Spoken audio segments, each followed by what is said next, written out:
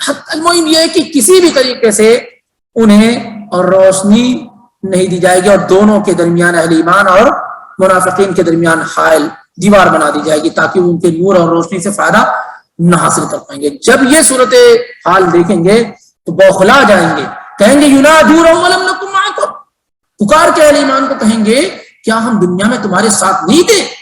الم نکن معکم، نماز تمہارے بغل میں پڑھتے تھے، درس تمہارے ساتھ ہوتے تھے، ہوٹل بازی تمہارے ساتھ کرتے تھے، کاروبار تمہارے ساتھ کرتے تھے، ینادونہم ولم نکن معکم، حج اور عمرہ تمہارے ساتھ ہوا، سب کچھ تمہارے ساتھ ہوا، کیا وجہ ہے کہ آج تم ہمارے ساتھ نہیں ہو؟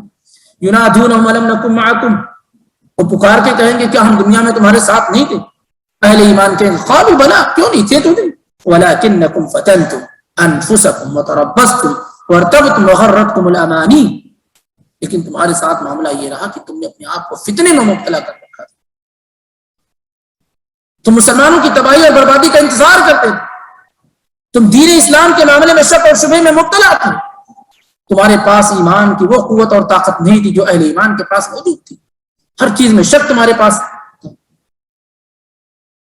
اور امیدیں تھی جن امیدوں نے تمہیں اللہ رب العالمین سے دھوکے میں دے رکھا، تو ایمان تو ظاہری طور پہ تم بھی لے کر آئے، تمہاری کاؤنٹنگ، تمہارا شمار تو مسلمانوں میں ہی ہو رہا تھا، لیکن اصل مسئلہ ہے کہ اصل ایمان کی دولت سے تم مالا مال نہ تھے، تمہارے دل، تمہارے قلوب یہ اللہ کی محبت سے معمور نہ تھے، رسول کی رسالت سے معمور نہ تھے، کلمہ تم ظاہری طور پہ پڑھتے رہتے تھے لیکن دل میں نہ اللہ کی محبت تھی، نہ رسول سے الفت تھی، نہ تو اطاعت و فرمانبرداری تھی۔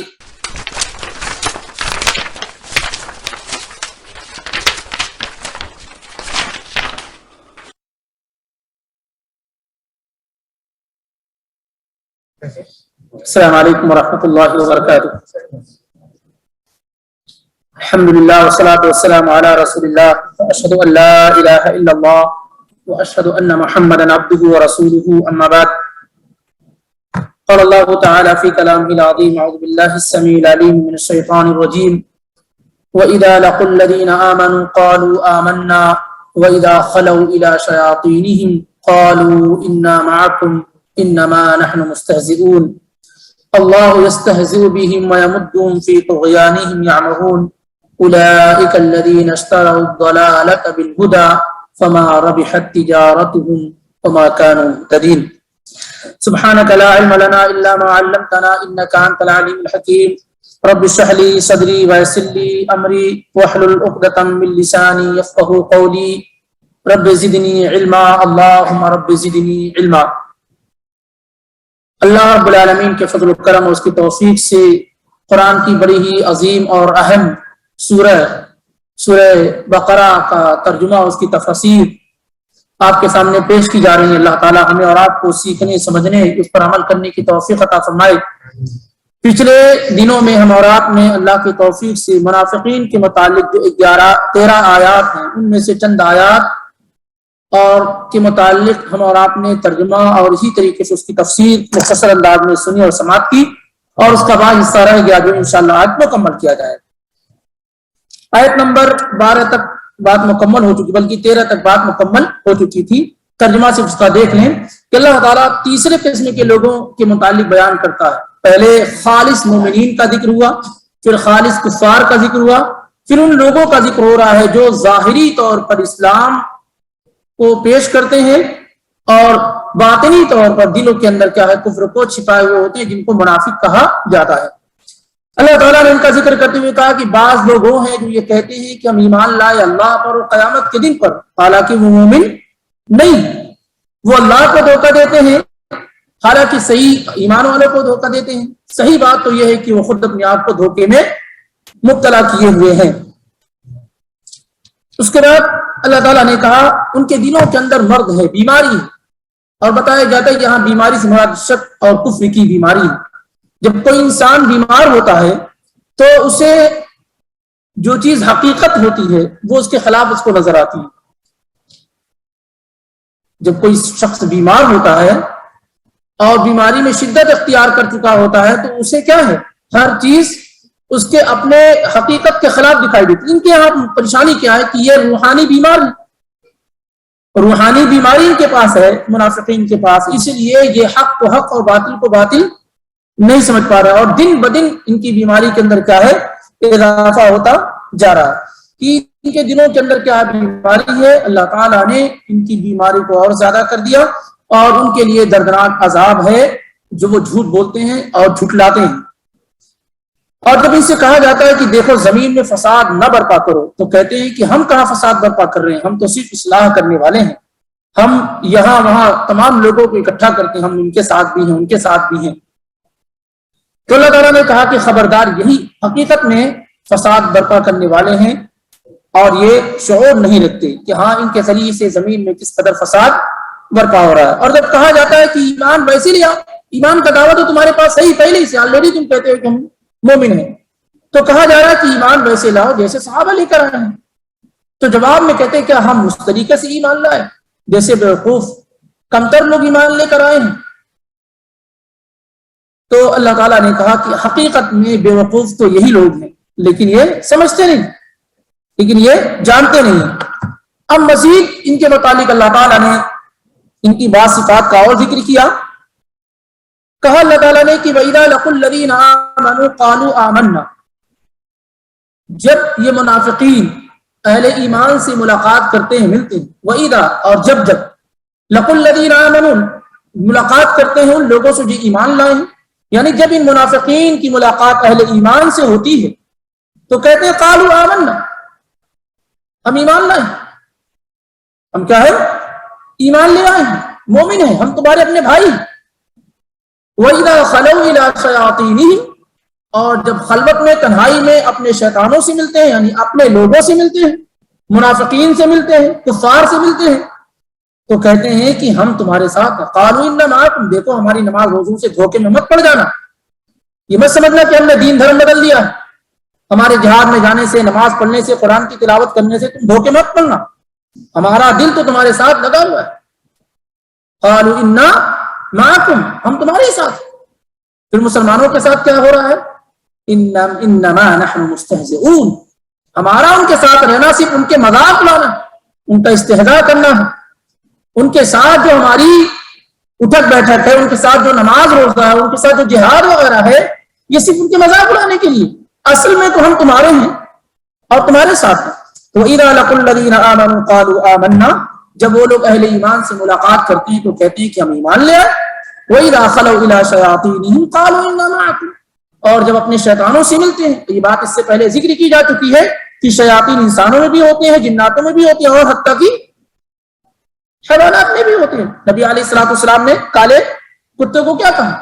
شیطان، اور انسانوں میں بھی شیطان ہوتے ہیں اور جناتوں میں تو ہوتے ہی۔ وَكَذَلِكَ جَعَلْنَا لِكُلِّ نَبِيٍّ عَدُوًّا شَيَاطِينَ الْإِنسِ وَالْجِنِّ يُوحِي بَعْضُهُمْ إِلَىٰ بَعْضٍ زُخْرُفَ الْقَوْلِ غُرُورًا، تو ان کو اس لیے کہ ہر وہ شخص جو سرکشی کرے، حد سے آگے بڑھ جائے، اسے شیطان کہا جاتا ہے۔ جو حد سے آگے بڑھ جائے، سرکشی کرے، اسے کیا ہے؟ تو انسانوں میں بھی اس طرح کے لوگ موجود ہوتے ہیں۔ تو اللہ تعالیٰ نے کہا کہ جب یہ لوگ اپنے شیطانوں سے ملتے ہیں، یعنی صنادید کفار سے ملتے ہیں، کافروں کے لیڈر اور ان کے سربراہوں سے ملتے ہیں، تو کہتے ہیں کہ دیکھو ہم تمہارے ہی ساتھ، انا معکم، یہاں بالکل تاکید کے ساتھ کہا، اہل ایمان سے نہیں کہا کہ ہم یقیناً ایمان لے آئے، یہ نہیں کہا قالوا آمنا، کہتے ہیں ایمان لا، ہم ایمان والے۔ اور جب کفار سے ملتے ہیں تو کیا کہتے ہیں؟ انا، بے شک ہم، معکم، تمہارے ساتھ ہے، تاکید کے ساتھ۔ اور ہماری نماز روزوں سے، تلاوت سے، ذکر و اذکار سے خطرے میں مت مبتلا ہونا، ہم تو صرف ان کا مذاق کر رہے ہیں، ہم تو صرف ان کا مذاق کر رہے ہیں۔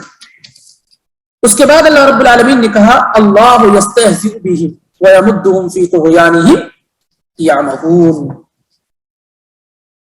عام طور سے آپ دیکھیں گے بہت سارے لوگ نام اپنا عبد المنتقم رکھ لیتے ہیں، کہتے ہیں اللہ بدلہ لینے والا ہے۔ یہ بدلہ لینا اللہ تعالیٰ کی صفات میں متلازمہ نہیں جو اللہ کے ساتھ لگی رہے، بلکہ کوئی آدمی خطا اور غلطی کرتا ہے تو اللہ تعالیٰ اس کا انتقام لے لیتا ہے۔ اس کا یہ مطلب نہیں کہ اللہ انتقام لینے والا، اور اللہ کا نام منتقم ہے۔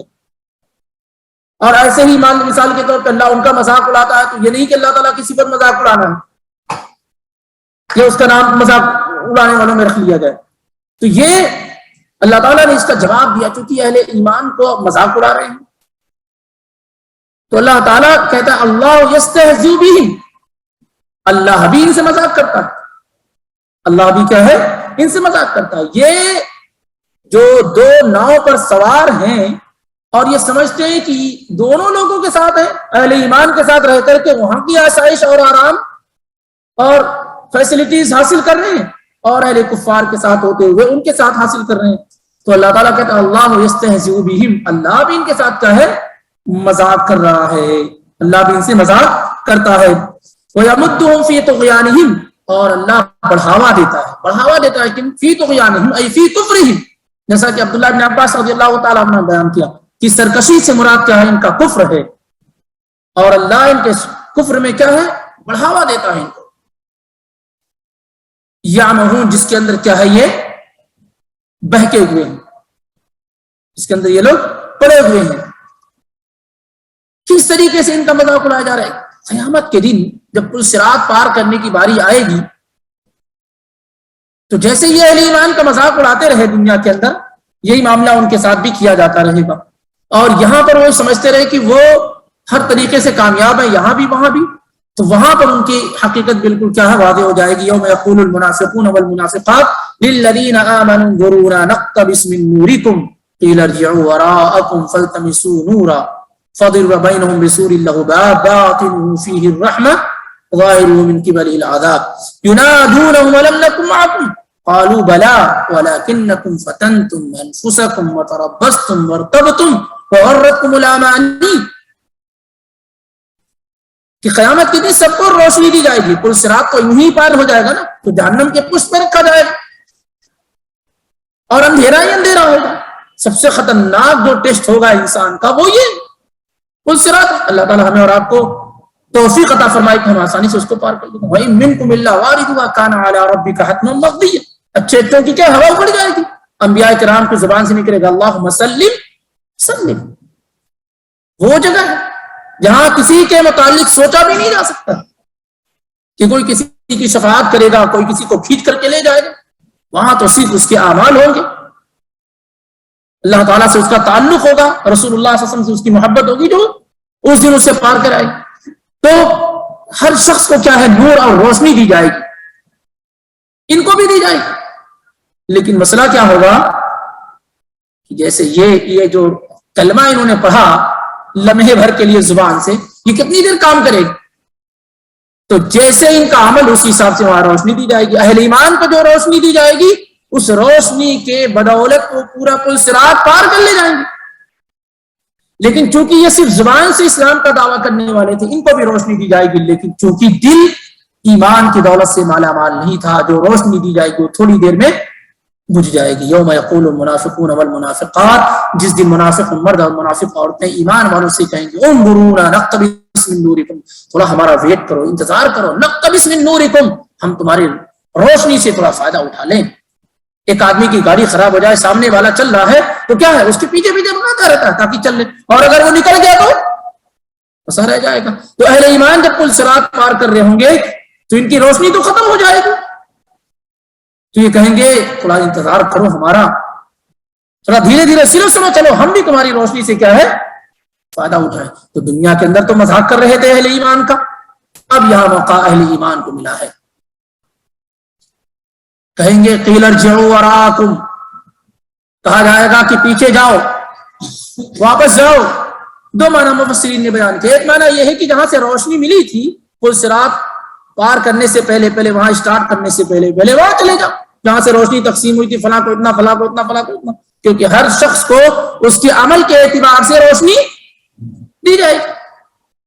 کسی کے پاس روشنی روشنی، دائیں بائیں آگے پیچھے صرف روشنی روشنی. اور کچھ وہ لوگ بھی ہوں گے اہل ایمان جن کے ناخن کے پاس، یہ جو پیر کا ناخن ہے وہاں روشنی ہوگی، جلے گا بجھے گا اور چلیں گے، اور اس طریقے سے کسی نہ کسی طریقے سے کیا ہے وہ بہر صورت پل صراط پار کر لے جائیں گے اور کہیں گے اللہ تعالیٰ شکر ہے جس نے مجھے بچا لیا، وگرنہ میں جہنم میں گرنے والا تھا. ہر شخص اپنے ایمان کے حساب سے اس کو روشنی دی جائے گی اور اسی اعتبار سے انسان پل صراط کو پار کرے گا. بہت سارے لوگ بجلیوں کی طرح، بہت سارے لوگ تیز رفتار گھوڑوں کی طرح وغیرہ بہت سارے لوگ لڑکڑاتے کسی طریقے سے پار کر لے جائیں گے. تو اس سے پہلے بھی ذکر کیا گیا تھا کہ اہدنا الصراط المستقیم کی تفسیر میں کہ جس قدر آپ دنیا کے اندر صراط مستقیم پر چلیں گے، جتنی رفتار ہوگی آپ کی، یہی رفتار آپ کی پل صراط پر چلنے کی بھی ہوگی. اور اگر آپ یہاں صراط مستقیم پر نہیں چل سکے تو وہاں پل صراط پہ آپ ہرگز نہیں چل سکیں گے. اگر آپ یہاں صراط مستقیم پر نہ چل سکے تو وہاں پل صراط پر نہیں چل پائیں گے، اور جتنی رفتار سے یہاں چلیں گے وہی رفتار آپ کی وہاں بھی متعین کی جائے گی. تو ایک معنی یہ ہے کہ جاؤ جہاں سے روشنی ملی تھی وہاں چلے جاؤ. دوسرا معنی یہ ہے کہ دنیا کے اندر جاؤ. یہ مذاق ہوتا ہے، دنیا کے اندر جاؤ تو جانا تو پاسبل ہی نہیں ہے. وَلَوْ تَرَىٰ إِذِ الْمُجْرِمُونَ نَاكِسُو رُءُوسِهِمْ عِندَ رَبِّهِمْ رَبَّنَا أَبْصَرْنَا وَسَمِعْنَا فَارْجِعْنَا نَعْمَلْ صَالِحًا إِنَّا مُوقِنُونَ. کہ مجرمین لوگ جب اللہ کے عذاب کو دیکھ لیں گے تو اپنے چہرے کو، اپنے پیشانیوں کو جھکا لیں گے اور کہیں گے ہمارے رب، ہم نے آج دیکھ لیا تیرے عذاب کو، جان لیا، ہمیں دنیا کے اندر دوبارہ بھیج. تو کہیں گے جاؤ دنیا کے اندر، کیونکہ اسی بدولت ہمیں کیا ہے، نور اور روشنی دی گئی.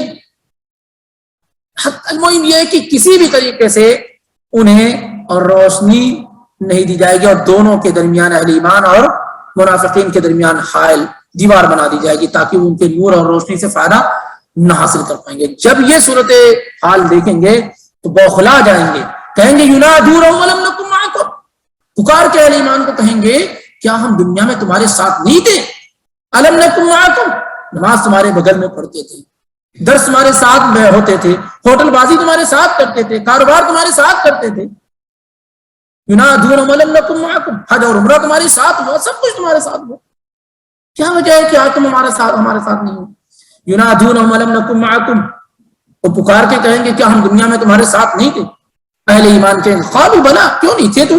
ولکنکم فتنتم انفسکم وتربصتم وارتبتم وغرتکم الامانی، لیکن تمہارے ساتھ معاملہ یہ رہا کہ تم نے اپنے آپ کو فتنے میں مبتلا کر رکھا تھا. تم مسلمانوں کی تباہی اور بربادی کا انتظار کرتے تھے، تم دین اسلام کے معاملے میں شک اور شبہ میں مبتلا تھے. تمہارے پاس ایمان کی وہ قوت اور طاقت نہیں تھی جو اہل ایمان کے پاس موجود تھی. ہر چیز میں شک تمہارے پاس تھا، اور امیدیں تھی جن امیدوں نے تمہیں اللہ رب العالمین سے دھوکے میں دے رکھا. تو ایمان تو ظاہری طور پہ تم بھی لے کر آئے، تمہاری کاؤنٹنگ، تمہارا شمار تو مسلمانوں میں ہی ہو رہا تھا، لیکن اصل مسئلہ ہے کہ اصل ایمان کی دولت سے تم مالا مال نہ تھے. تمہارے دل، تمہارے قلوب یہ اللہ کی محبت سے معمور نہ تھے، رسول کی رسالت سے معمور نہ تھے. کلمہ تم ظاہری طور پہ پڑھتے رہتے تھے، لیکن دل میں نہ اللہ کی محبت تھی، نہ رسول سے الفت تھی، نہ تو اطاعت و فرمانبرداری تھی، نہ مسلمانوں سے کوئی لگاؤ اور دلچسپی تھی. بلکہ تمہاری صورتحال تو ایسی تھی کہ مسلمانوں کے دکھ درد میں شریک ہونے کے بجائے اس پر جا کر کے جو ہے ان کو تکلیف پہنچانے کا کام کرتے تھے.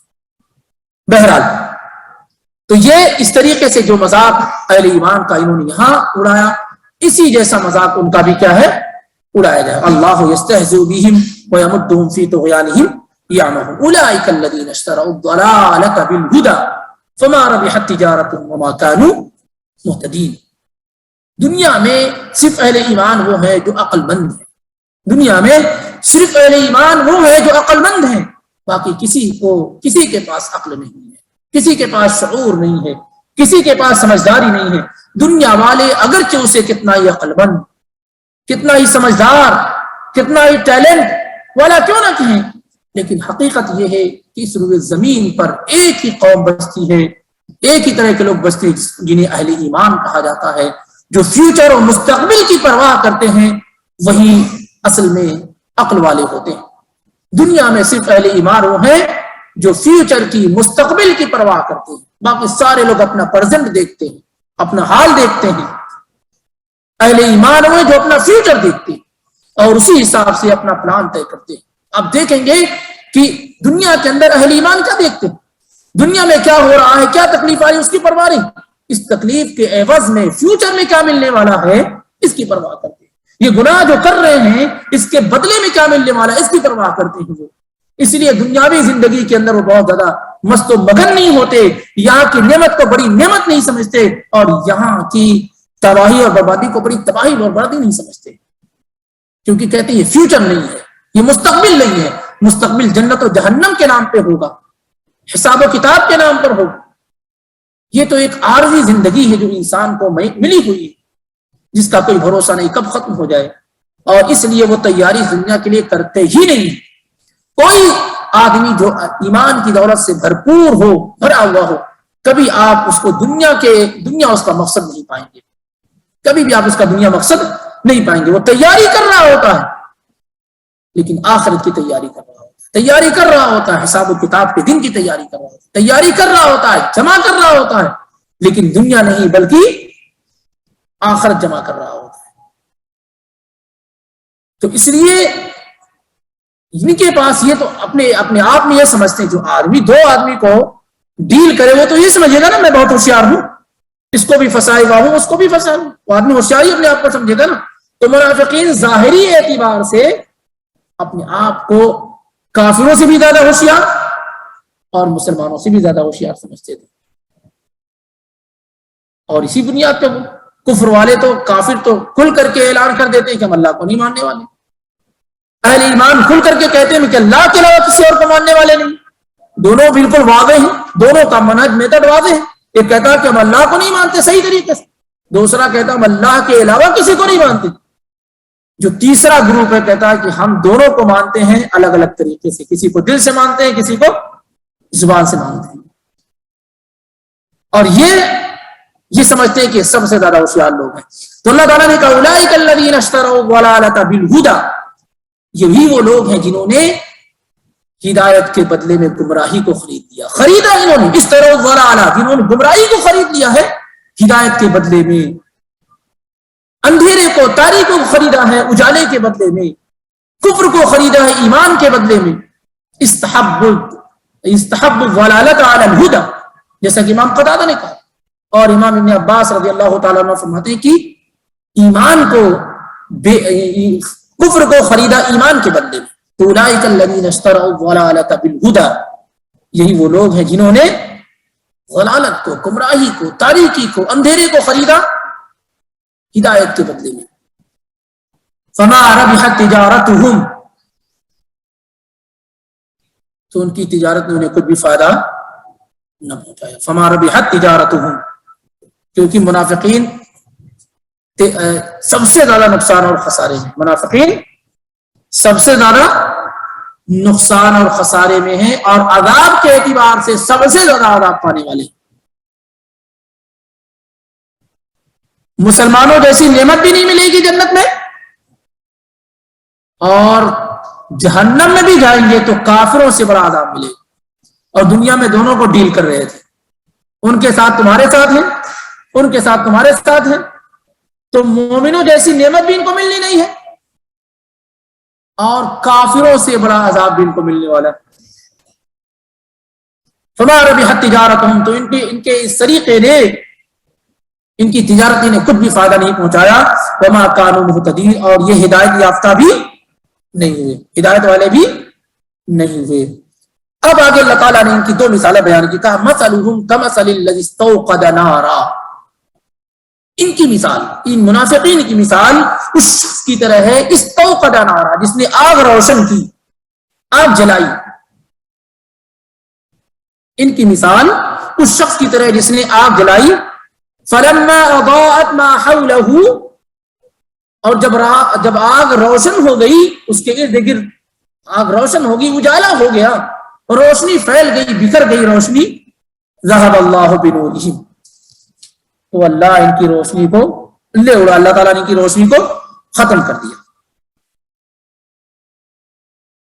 ان کی مثال اس شخص کی طرح ہے جس نے آگ جلائی، اور جب آگ روشن ہوگی ان کے ارد گرد اور اس سے فائدہ اٹھانے کا وقت آیا تو اللہ تعالیٰ نے اس آگ کو بجھا دیا۔ آسان لفظوں میں کیا ہے، اس آگ کو بجھا دیا، اس نور کو، اس روشنی کو اللہ لے گیا۔ وَتَرَكَهُمْ فِي ظُلُمَاتٍ، اور اللہ نے انہیں اندھیروں میں چھوڑ دیا، لا یبصرون، جہاں سے وہ دیکھ نہیں سکتے، جو دیکھ نہیں سکتے۔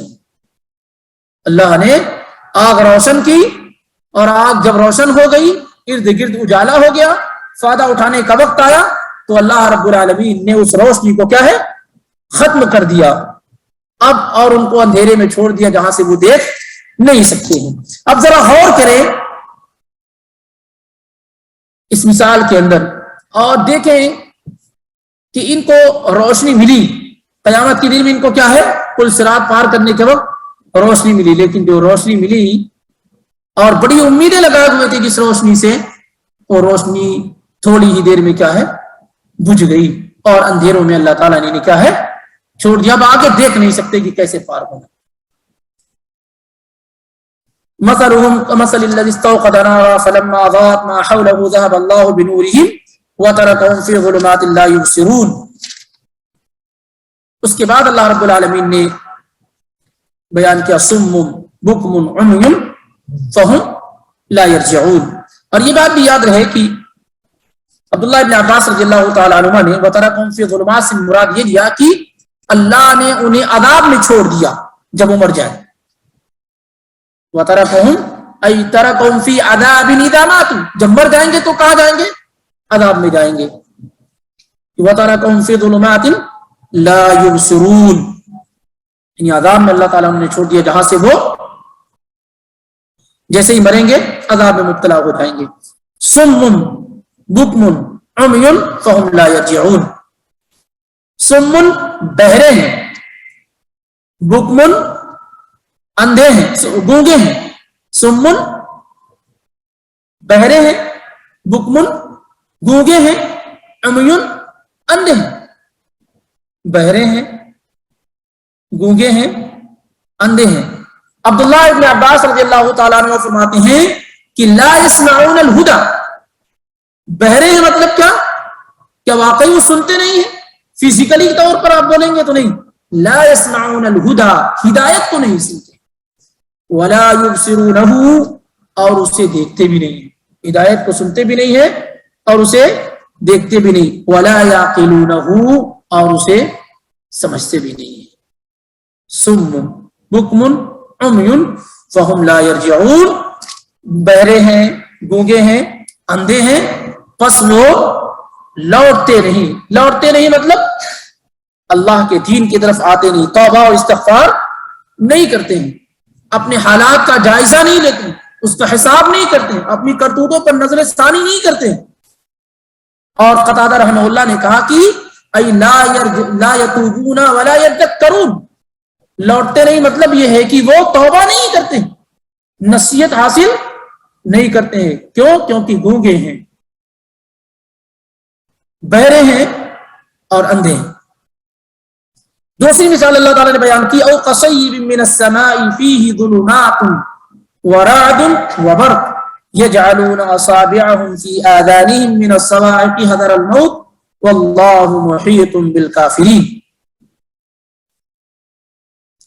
یا ان کی مثال آسمانی بارش کی طرح ہے, او قصیب بارش, او قصیب من السماء, یا ان کی مثال آسمان سے نازل ہونے والی بارش کے مانند ہے, یا ان کی مثال آسمان سے نازل ہونے والی بارش کے مانند ہے.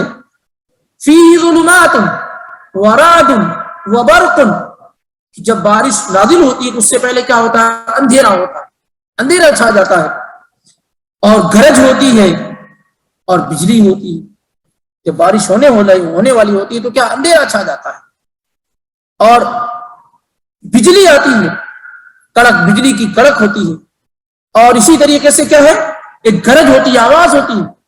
تو یا تو ان کی مثال کیا ہے آسمان سے نازل ہونے والی اس بارش کے مانند ہے جس بارش کے ساتھ اندھیرے ہوتے ہیں, گرج ہوتی ہے اور اسی طریقے سے بجلی ہوتی ہے.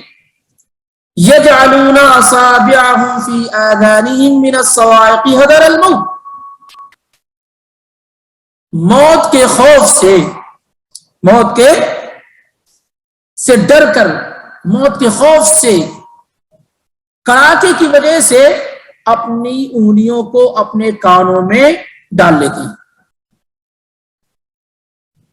یا ان کی مثال کیا ہے اس شخص کی طرح ہے اس بارش کی طرح جو آسمان سے جب نازل ہوتی ہے تو اس کے ساتھ اندھیرا ہوتا ہے، گرج ہوتی ہے، بجلی ہوتی ہے۔ اب یہ ان کی پوزیشن ایسی ہے کہ یہ اسی کی طرح کہ جیسے ہی وہ نازل ہونے والی ہوتی ہے اتنا ڈرے اور خوف میں ہوتے ہیں موت سے کہ یہ اپنی انگلیوں کو اپنے کانوں کے اندر ڈال لیتے ہیں، یعنی ڈرے اور سہمے ہوئے یہ زندگی گزارنے کی کوشش کرتے ہیں۔ وہاں روشنی جلاتے ہیں تو اس سے فائدہ حاصل نہیں کر پاتے، یہاں آسمان سے بارش نازل ہونے والی ہوتی ہے تو ان کو لگتا ہے کہ ان پر موت طاری ہونے والی ہے، ڈر اور خوف کی وجہ سے، یعنی کہیں سے بھی اطمینان اور سکون کی زندگی یہ بسر نہیں کر پاتے ہیں۔ واللہ محیط بالکافرین، اور اللہ تعالیٰ کافروں کو ہر طرف سے گھیرنے والا ہے، کہیں سے یہ بچ نہیں پائیں گے، کہیں سے یہ بچ نہیں پائیں گے۔ یکاد البرق یخطف ابصارهم کلما اضاء لهم مشوا فیہ واذا اظلم علیہم قاموا ولو شاء اللہ لذهب بسمعهم وابصارهم ان اللہ علی کل شیء قدیر۔ یکاد البرق، کاد یکاد قریب ہے، البرق بجلی، یخطف ابصارهم ان کی آنکھوں کی روشنی کو چھین لے، آنکھوں کو اچک لے، قریب ہے کہ بجلی ان کی آنکھوں کو اچک لے جب ان کے لیے روشنی کرتی ہے۔ کلما اضاء لهم مشوا فیہ، جب وہ بجلی جو آسمانوں سے پیدا ہوتی ہے بارش کے وقت، کلما اضاء لهم، جب ان کے لیے روشن ہوتی ہے، مشوا فیہ تو اس میں چلتے ہیں، واذا اظلم علیہ، اور جب ان پر وہ تاریک ہو جاتی ہے، قاموا، ٹھہر جاتے ہیں، ولو شاء اللہ لذهب بسمعهم وابصارهم، اور اگر اللہ رب العالمین چاہے تو ان کے کانوں اور ان کی آنکھوں کو بیکار کر دے، ضائع کر دے، برباد کر دے۔ یقیناً اللہ رب العالمین ہر چیز پر قادر ہے، یقیناً اللہ رب العالمین ہر چیز پر قادر ہے۔ یہاں پر جو چیز ہمارے اور آپ کے لیے غور کرنے کی ہے وہ یہ کہ یکاد البرق یخطف ابصارهم، جو مثال اس سے پہلے دی گئی ہے سورہ حدید والی کہ جب روشنی ملتی ہے تو چلتے ہیں اور جب بند ہو جاتی ہے تو ٹھہر جاتے ہیں، یہ مثال بھی اس سے بہت حد تک کیا ہے، ملتی ہے۔ ایک روشنی جو ان کو ملی ہوئی ہوتی ہے، جب وہ روشن ہوتی ہے تو اس سے چلتے ہیں، اور جب وہ ٹھہر جاتی ہے، بند ہو جاتی ہے تو وہ بھی ٹھہر جاتی ہیں، یعنی رک جاتے ہیں، اور یہی صورتحال ان کی قیامت کے دن ہونے والی ہے۔ اور اللہ رب العالمین اگر چاہے تو ان کی آنکھوں کو اور ان کی سماعت کاروں کو بیکار کر دے۔ ان کے جو مسائل ہیں سننے اور دیکھنے والے اور دین کے معنی میں ہیرا پھیری کرنے والے، اگر اللہ رب العالمین چاہے تو کیا ہے، ان کو برباد کر دے، بیکار کر دے، لیکن اللہ تعالیٰ نے انہیں ڈھیل دے رکھا، موقع دے رکھا ہے، توبہ کے امکانات ان کے لیے باقی کر رکھے ہیں، اور اللہ تعالیٰ نے کہا کہ اللہ تعالیٰ پر ہر چیز کیا ہے، آسان ہے، کیونکہ اللہ تعالیٰ ہر چیز پر قادر ہے۔ اسی لیے منع کیا گیا ہے کہ جب بجلی روشن ہو آسمان میں، بارش کا وقت ہو، تو انسان اپنی نگاہوں کو آسمان کی طرف نہ اٹھائے۔ انسان سخت بجلی جب ہو آسمانوں میں تو اپنی آنکھوں کو آسمان کی طرف نہ اٹھائے، کیونکہ خوف اور خطرہ ہے کہ کہیں اس کی روشنی چھین لا دی جائے۔ اس سے بہت سارے لوگوں نے یہ استدلال کیا ہے، بہت سارے لوگوں نے اس سے یہ استدلال کیا ہے۔ اب ان آیات میں جو ہمارے اور آپ کے سامنے گزری، آیت نمبر 8 سے لے کر کے آیت نمبر 8 سے لے کر آیت نمبر 20 تک، یہ 13 آیات میں منافقین اور ان کی غلط فہمیاں اور ان کے خیالات، یہ چیزیں بیان کی ہیں، اور یہ بس نہیں، اس کے علاوہ بہت ساری صورتوں میں یہ چیزیں واضح طور پر بیان کی گئی ہیں، جس کا مقصود صرف یہ ہے کہ معاشرے کے اندر منافقین سے آدمی اپنے آپ کو بچانے کی مکمل کوشش کرے، ان کی شناخت کرے، ان کو پہچانے، تاکہ ان سے اپنے آپ کو نمایاں اور الگ کر سکے، اور کہیں ایسا نہ ہو کہ ایسے لوگوں کی سنگت اور دوستی اختیار کیے ہوئے ہو جو نفاق کے برے اعمال سے ملوث ہوں۔ یعنی یہ جانا اور پہچانا جا سکتا ہے۔ بسا اوقات کا ہوتا ہے کہ انسان کے ظاہر اور باطن میں یہ فرق واضح ہو جاتا ہے. انسان ایسی گفتگو کرتا ہے، ایسے اعمال کرتا ہے جس سے یہ بات واضح ہو جاتی ہے کہ اس کے ظاہر اور باطن میں کیا ہے، فرق ہے. اس کے ظاہر اور باطن میں فرق ہے. اس لیے انسان کے لیے ضروری ہے کہ وہ منافقین کے طور طریقے اور جو ان کی صفات اور کوالٹیز بیان کی گئی ہیں، اللہ تعالیٰ نے بیان کیا اور نبی علیہ الصلوۃ والسلام نے بیان کی ہیں، اسے جانے اور پہچانے اور سماج میں موجود ان لوگوں سے اپنے آپ کو بچانے کی پوری کوشش کرے تاکہ وہ ان جیسا نہ بن جائے. کیونکہ معاملہ ان کا یہی ہے کہ ظاہری پوشاک، ظاہری لباس اور باتیں تو ان کی بہت ہی اچھی ہوتی ہیں. نبی علیہ الصلوۃ والسلام کو کہا جا رہا ہے کہ وَإِذَا رَأَيْتُمْ تُعْجِبُكَ أَجْسَامُهُمْ وَإِن يَكُونُوا تَسْمَعُ لِقَوْلِهِمْ، آپ ان کو دیکھیں گے تو ان کی جسمانی ساخت، بناوٹ اور لباس اور پوشاک آپ کو متاثر کر دیں گے، اور بات کریں گے تو آپ کا من کرے گا کہ سنتے ہی رہیں. لیکن معاملہ یہ ہے کہ یہ سب دشمن ہیں آپ کے، ان سے بچیں، اللہ ان کو غارت اور برباد کرے. تو معلوم یہ ہو رہا ہے کہ آدمی کو چاہیے کہ صرف ایسے ہی ظاہری چیزوں پر نہ آ جائے، ظاہری لباس پوشاک پہ، جب تک کہ اس کی گفتگو اور بات چیت سے اس بات کا اندازہ نہ لگا لیا جائے کہ آدمی واقعی دین پر قائم ہے، صحیح طریقے سے نہیں. اس کے بعد جو آیات ہیں، آیت نمبر 21 سے، وہ ایک الگ موضوع ہے. آج یہ 20 آیات میں، یا ایک طریقے سے کہہ لیا جائے 19 آیات میں، پہلی آیت الف لام میم کو چھوڑ کر کے باقی جو دوسری آیت سے لے کے 20 آیات تک، ان آیات میں اللہ تعالیٰ نے ایمان، 3 طرح کے جو لوگ ہوتے ہیں ان کا ذکر کیا ہے، اور یہی تینوں طرح کے لوگ مخاطب ہیں قرآن کے. اہل ایمان مخاطب ہیں، کفر والے مخاطب ہیں، اور منافقین یہ بھی مخاطب ہے. ایسا نہیں کہ نہیں مخاطب ہے، ان سے بھی کہا جا رہا ہے کہ تم اپنے ان کرتوتوں سے، ان اعمال سے کیا ہے، اپنے آپ کو محفوظ کر لو. بہت سارے ایسے لوگ ہوتے ہیں جو ابتدا میں، شروعات میں نفاق ان کے پاس ہوتا ہے، لیکن رفتہ رفتہ یہ نفاق کی بیماری ان سے دور ہوتی چلی جاتی جب اللہ رب العالمین سے قریب ہونے کی کوشش کرتے ہیں. تو باقی جو باتیں انشاءاللہ رب العالمین وہ آئندہ دنوں میں ہمارے سامنے آیت نمبر 21 سے آئیں گے. اور ایک اہم موضوع ہے جو اللہ نے بیان کیا ہے، کیونکہ وہاں سے سب سے پہلا حکم قرآن کا، اگر ترتیب کے اعتبار سے دیکھا جائے تو قرآن کا سب سے پہلا حکم آیت نمبر 21 سے شروع ہو رہا ہے، جس میں توحید کی بات سب سے پہلے کی گئی ہے. 3 طرح کے لوگوں کا ذکر کیا گیا اور کہا گیا کہ اب تمام کے تمام لوگ پابند ہیں کہ وہ اللہ رب العالمین کی عبادت کریں، اللہ رب العالمین کی عبادت کریں.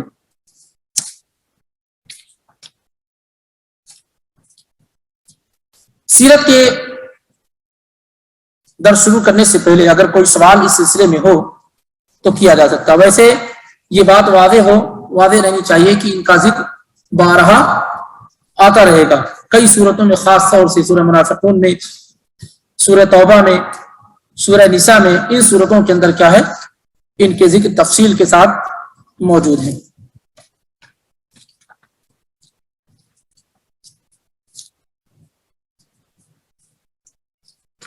چلیے میرے ہی طرف سے سوال، نفاق کی کتنی قسمیں ہیں؟ 3 قسمیں. کون کون سی؟ جی، یہ قسم نہیں ہے، صفات ہیں، ان کی کوالٹیز ہیں. یا نفاق کتنی طرح کا ہوتا ہے؟ دوسرے لفظوں میں یہ کہہ سکتے ہیں کہ نفاق کتنی طرح کا ہوتا ہے؟ 2 طرح کا، عملی اور اعتقادی. عملی اور اعتقادی. کس سے انسان اسلام سے خارج ہو جاتا ہے، عملی سے یا اعتقادی سے؟ اگر آدمی جھوٹ بولتا ہے تو وہ اسلام سے خارج ہوگا کہ نہیں ہوگا؟ پر یہ نشانی منافقین کی. تو عملی نفاق کیا ہے، یہ مسلمانوں کے اندر بھی پایا جا سکتا اور پایا بسا اوقات جاتا ہے. لیکن جو اعتقادی نفاق ہوتا ہے، عقیدے کے اندر نفاق ہونا، یہ انسان کو اسلام سے خارج کر دیتا ہے اور بڑا مجرم بنا دیتا ہے. چلیں، الحمدللہ والصلاۃ والسلام علی رسول اللہ واشهد ان لا الہ الا اللہ واشهد ان محمدا عبدہ ورسولہ. اما بعد، ہمیشہ سنتے ہیں کہ منافقوں پہ فجر کی اور عشاء کی نماز بھاری ہے، یہ عملی نفاق ہے.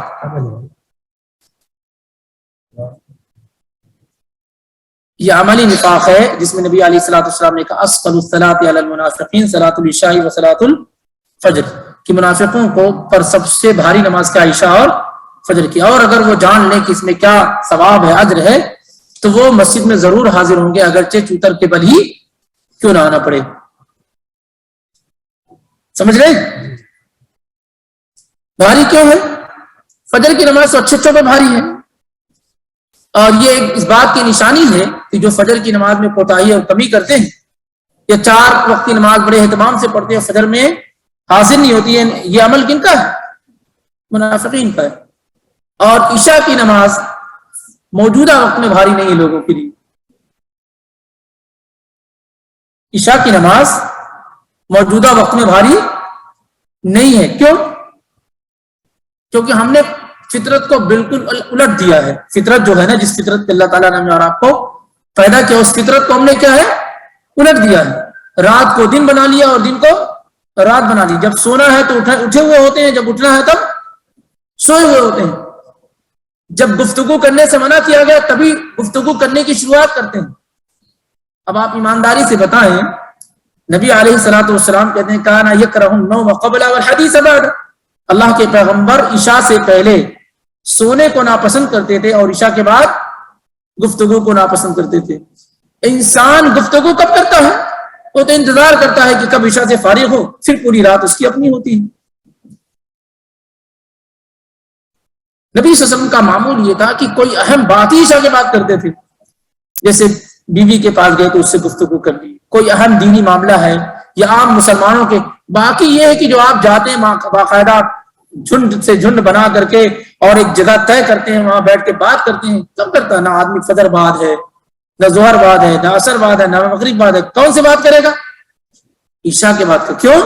کیونکہ منع کیا گیا، نبی صلی اللہ علیہ وسلم اس کو پسند نہیں کرتے تھے۔ اور کہیں نہ کہیں سونے کا معاملہ بھی اسی وقت، باقی کسی بھی وقت منع نہیں کیا گیا۔ یہ غلط بات ہے کہ فجر بعد نہیں سونا، عصر بعد نہیں سونا، اس طرح کی کوئی روایت ثابت نہیں نبی صلی اللہ علیہ وسلم سے۔ انسان کو ضرورت ہے فجر بعد بھی سو سکتا ہے، ضرورت ہے عصر بعد بھی سو سکتا ہے، سمجھ لیں؟ جس وقت میں منع ہے وہ کیا ہے؟ عشاء سے پہلے منع ہے۔ اور کیوں عشاء کی نماز بھاری تھی اس زمانے میں؟ کیونکہ عشاء کی نماز تاخیر سے پڑھی جاتی ہے، ایسا نہیں کہ جیسے ابھی پڑھی جا رہی ہے کہ مغرب پڑھے نہیں کہ عشاء کی اذان ہو جاتی ہے۔ بہت مشکل سے آدمی کوئی چھوٹا موٹا ایک کام کر سکتا ہے، سب سے کم جس نماز میں فاصلہ ہوتا ہے وہ مغرب اور عشاء کے لیے۔ یہ سنت نہیں ہے، یاد رکھیں، یہ سنت نہیں ہے، بلکہ نبی علیہ الصلوۃ والسلام نے کہا تھا لولا ان اشق علی امتی لاخرت العشاء الى ثلث الليل او نصف الليل، اگر میری امت پر شاق نہ گزرتا، مشکل نہ ہوتا، تو میں عشاء کی نماز کو ڈیلے کر دیتا 1/3 رات تک یا نصف رات تک۔ عشاء کی نماز کو کیا کر دیتا؟ ڈیلے کر دیتا۔ کب تک؟ 1/3 رات تک۔ 1/3 رات کا مطلب کیا ہے؟ مغرب سے لے کے فجر تک آپ رات کو 3 حصوں میں تقسیم کر دیں، یا آدھی رات تک۔ اس لیے جہاں امکان ہو موجودہ وقت میں، وہاں عشاء کی نماز کو اسی سنت کے مطابق ادا کرنا چاہیے۔ جب سونا ہی نہیں ہے تو عشاء کی نماز کو تاخیر سے پڑھنا چاہیے تاکہ ایک سنت زندہ ہو جائے۔ اس زمانے میں لوگ دن میں کام کرتے تھے اور رات میں کوئی کھانا وانا نہیں کھایا جاتا تھا۔ وہ عشاء جو کہا جاتا ہے، عشاء دن کے آخری حصے میں جو کھانا کھایا جاتا ہے اس کو عشاء کہتے ہیں، جس کو آپ لوگ کیا بولتے ہیں؟ ڈنر، رات کے کھانے کو۔ ہاں، رات میں کھانا کھانے کا کوئی تصور ہی نہیں ہے، رات میں نہیں کھانا کھایا جاتا تھا، کھانا دن میں کھایا جاتا ہے، رات تو سونے کے لیے بنائی گئی۔ کس نے آپ لوگوں کو بتا دیا کہ رات میں بھی کھانا کھایا جاتا ہے؟ اور اسی لیے صحت اور تندرستی اچھی نہیں ہوتی۔ رات کھانے کے لیے ہے ہی نہیں، رات تو سونے کے لیے، پورے بدن کو ریلیکس اور آرام پر۔ وَجَعَلْنَا اللَّيْلَ لِبَاسًا وَجَعَلْنَا النَّهَارَ مَعَاشًا۔ تو اسی لیے جو عشاء ڈنر جس کو کہتے ہیں آپ، وہ کھانا مغرب سے پہلے کھایا جاتا تھا۔ اور اگر آپ میں سے ہو سکتا ہے کچھ لوگوں کو معلوم بھی ہے، گاؤں وغیرہ میں آپ گئے ہوں گے تو آپ کو معلوم ہوگا کہ وہاں کے لوگ کھانا کب کھاتے تھے؟ سورج غروب ہونے سے پہلے پہلے، اور جن کو نماز نہیں پڑھنی ہوتی تو مغرب بعد ہی سو جاتے تھے اور فجر کے بعد فوری طور پہ ناشتہ کرتے تھے۔ تو وہ فائدہ مند بھی۔ بہرحال یہ عشاء کی نماز منافقوں کو اس وقت کیوں بھاری تھی زیادہ؟ کیونکہ تاخیر سے ہوتی تھی۔ عشاء کی نماز تاخیر کتنی مرتبہ عمر بن خطاب رضی اللہ تعالیٰ عنہ مسجد میں کہنے لگے اللہ کے نبی رقد النساء والصبیان، صحیح بخاری کی روایت ہے، آپ کا گھر مسجد سے بالکل متصل اور ملا ہوا تھا، عورتیں بھی مسجد میں نماز پڑھتی تھی، بچے بھی آتے تھے، مرد بھی آتے تھے، کانوا ینتظرون العشاء، عشاء کا انتظار کرتے تھے، بعض صحابہ کو اونگ آتی تھی، انس بن مالک کی روایت ہے، پھر اللہ کے نبی آتے، تکبیر کہی جاتی، اقامت کہی جاتی اور ہم وضو نہیں کرتے ویسے نماز میں شامل ہو جاتے تھے۔ اسی روایت کی بنیاد پہ یہ کہا گیا ہے کہ یہ جو آدمی بیٹھ کر کے اونگ لے لیتا ہے یہ ناقض وضو نہیں ہے، وضو نہیں ٹوٹتا ہے، کیونکہ صحابہ کے عمل سے اس بات کا ثبوت ملتا ہے کہ وہ عشاء کی نماز کا انتظار کرتے تھے اور ان کو اونگ آتی رہتی تھی، اللہ کے پیغمبر آتے، جماعت قائم کی جاتی، وہ وضو نہیں کرتے تھے، عورتیں بھی انتظار کرتی تھی، اتنا انتظار کرتی تھی کہ امیر المومنین عمر بن خطاب کہتے رقد النساء والصبیان یا رسول اللہ، اللہ کے نبی نماز تو پڑھائیے، بچے بھی سو گئے، عورتیں بھی سو گئیں۔ پھر اللہ کے نبی علیہ الصلوۃ والسلام آتے اور کہتے ہیں اگر میری امت پہ مشکل نہ ہوتا تو میں عشاء کی نماز کو 1/3 رات تک یا نصف رات تک ڈیلے کر دیتا۔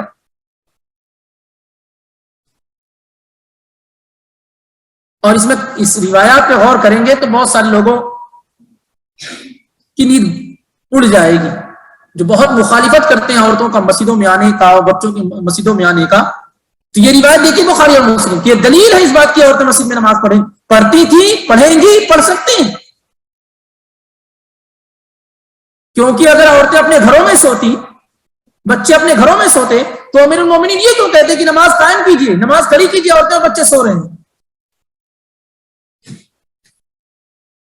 یہ اس زمانے کا معمول تھا، ایسا نہیں کہ کوئی ایک روایت ہے، روایات کے سے ہی بہت ساری چیزیں نکلتی چلی جائیں گی کہ اس زمانے میں نبی علیہ الصلوۃ والسلام کے ساتھ عورتیں عشاء کی نماز اور نمازیں پڑھا کرتی تھیں، بچے بھی آتے تھے نماز پڑھنے کے لیے، بچے جلدی سو جاتے ہیں اور بچوں کی رونے کی آواز سن کر کے اللہ کے نبی علیہ الصلوۃ والسلام قرات کو ہلکا کر دیتے تھے، لیکن آپ منع نہیں کرتے تھے کوئی عورت بچوں کو لے کر کے نہ آئے۔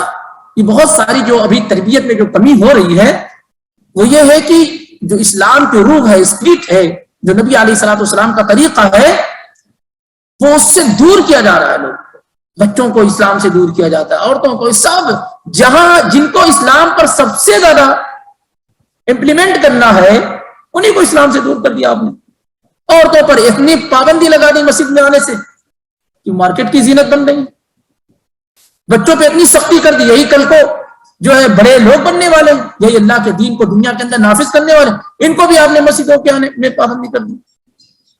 انہی لوگوں کو اجازت ملی ہوئی ہے جو مرد ہیں، نوجوان ہیں، بوڑھے ہیں، وہی آئیں، بس خاص اور اسپیشل لوگوں کو اجازت ہے کوئی کی۔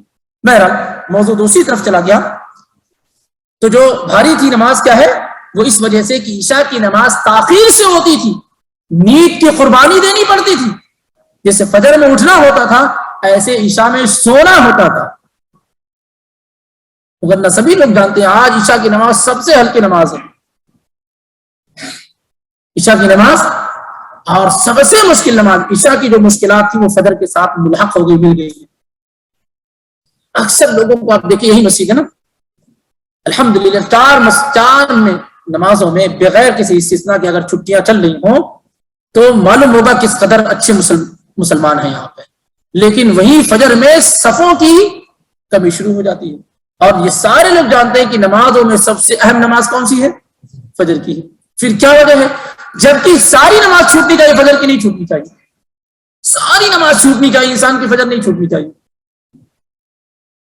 جانتے ہیں کیوں؟ ظہر آپ کا مارکیٹ، عصر آپ کی مارکیٹ میں ہو سکتی ہے، مغرب آپ کی مارکیٹ، عشاء آپ کی ادھر ادھر ہو سکتی ہے، فجر وہ نماز ہوتی ہے جس میں آپ اپنے گھر میں ہوتے ہیں، بالکل فریش ہوتے ہیں، رات میں نیند لیے ہوئے ہوتے ہیں، اللہ کے حضور کھڑے ہونے کے لیے کوئی تھکاوٹ اور ٹائم نہیں ہوتے ہیں۔ کبھی آپ نے غور کیا کہ فجر کی قرات لمبی کیوں ہوتی ہے؟ آج لوگوں کے لیے فجر کی نماز کی قرات جو ہے بھاری کتنی ہو جاتی ہے، کہیں امام نے اگر جمعہ وغیرہ کے دن الف لام میم مسجدہ اللہ تعالیٰ پڑھا دیا تو لوگوں نے مسجدوں تک کو چینج کر دیا،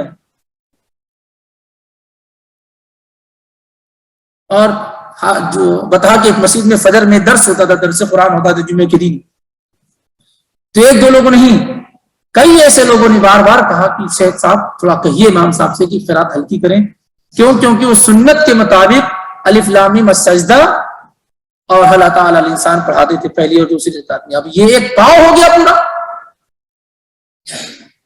ربع الجز ہو گیا، یہ تو بہت بھاری گزرتا تھا.